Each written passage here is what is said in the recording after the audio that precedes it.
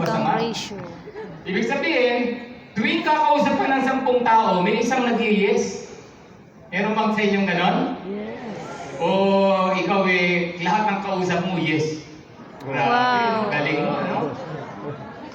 So, kausap ka ng 10 tao, may isang nag-yes. Ang tawag dyan, ratio. Ngayon, ito maganda. Pag tinuloy-tuloy mo yan, kumausap pa uli ng 10, may isang na namang nag-yes. Kumausap pa ng 10, may isang nag-yes. Nakakatatlo ka na. Galing, di ba? Yes. Tawag dun ratio. Pakisabi ratio. Ratio. O ngayon, pag ganun na yung ratio mo, alam mo na yung ratio mo, pwede kang makipaglaban ng contest. Coach Sans! Si Coach Sans. Coach Sans, 25 years in MLN. Contest tayo, 30 days. Ikaw, 10 kinausap mo, 9 nag-join. Grabe, no? Ganun kagaling. Meron po mga ganun eh. Out of 10, 9 nag-join. Ako, bago lang. Tatalunin kita. Kausap ako ng 10, isa nag-join. 30 days contest, paano ko tatalunin si Coach Sans? Pagtanong niyo paano? Within 30 days, si Coach Sans, kumausap ng 10, 9 nag-join. Ako, within 30 days, kinausap ko 100, 10 nag-join. Sino panalo? Di ba? So, yan po yun. Ratio. Napaka-importante po ng ratio na yan. Pakisabi, ratio. Ratio. I make up in numbers what I lack in skill. Pakibasa po. Namnamin nyo. Dalawang. Sorry. I make up in numbers what I lack in skill. I make up in Pakiulit! what I lack in skill. Yan. So kahit baguhan ka pa lang, konti pa lang ang alam mo. Ang alam mo lang, nag-recruit, may $25.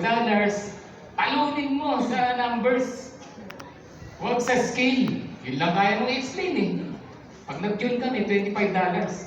O, di ba? Yun lang. Okay lang yan. Alright?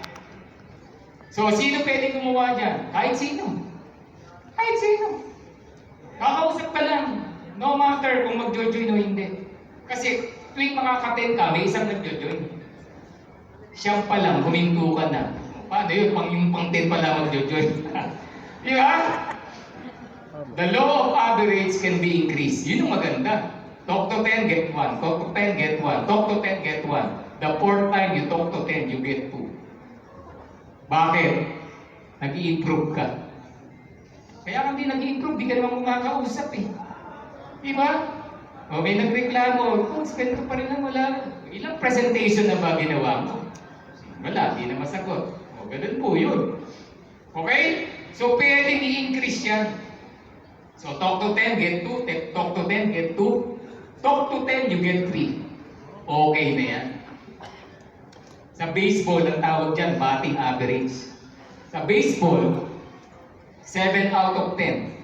Na-out ka ng 7 beses, 3 lang na palo mo. You make $4 million. Alright? Sa lingkod, may 3 ka, magdadayonon ka, pwede kang kumita ng $4 million. Palakpakan natin. So yan po yan.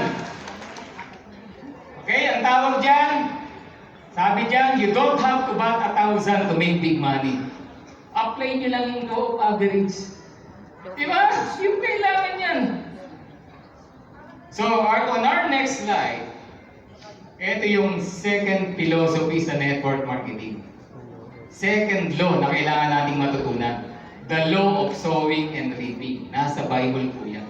Grabe, may lesson po sa Bible. Pwede nating apply sa Leadgood. Okay? The story of the sower. Narinig nyo na yan? Yes. Diba? Narinig na natin yan. Oh, nagtanim yung sower. O, ito nga pala, yung sower, ambitious sower yan. Tapos yung seed niya, sobrang excellent, napakaganda. Ano yung excellent seed? Leadgood. Your company, your product, your support system. Naniniwala ba kayo we have an excellent company? Yes! Oh, yun yun. So, nung nagtanim na yung sower, mayroong mga nalalaglag. Tama?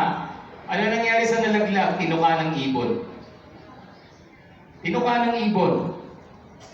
Okay? Ano name mo, ma'am? Naka-pink. Hardy? Arlene! Si Arlene, invite ko sa training. Excited. Nung training na, wala si Arlene. Bakit? Pinuka ng ibon. Di ba? Excited sa mga gustong matuto. Tapos, pag uwi niya, may nakausap. Arlene, saan ka pupunta? Network marketing? Naku, di totoo yan. Scam yan. Ay, oo nga. No? Wala, di dumating. Ano tawag doon? Yan yun.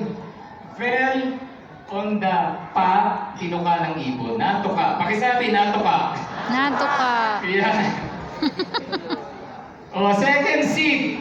Saan napunta? Rocky ground. Mababaw yung soil. Diba? Meron ganyan eh. Hindi mo kasalanan yan. Meron talaga mga ganyan. Alright? May soil, pero mababaw. Pero what happened? Tumubo. Tumubo siya. Okay? Tumubo. Kaya lang, first hot day, namatay. Alright. Kaibigan mo pa naman, no? In-invite mo. Sobrang excited. Zoom? Ako, ingay sa Zoom. Grabe. Magdagdaya mo na ko. After 3 months, walang spillover. Ayoko na.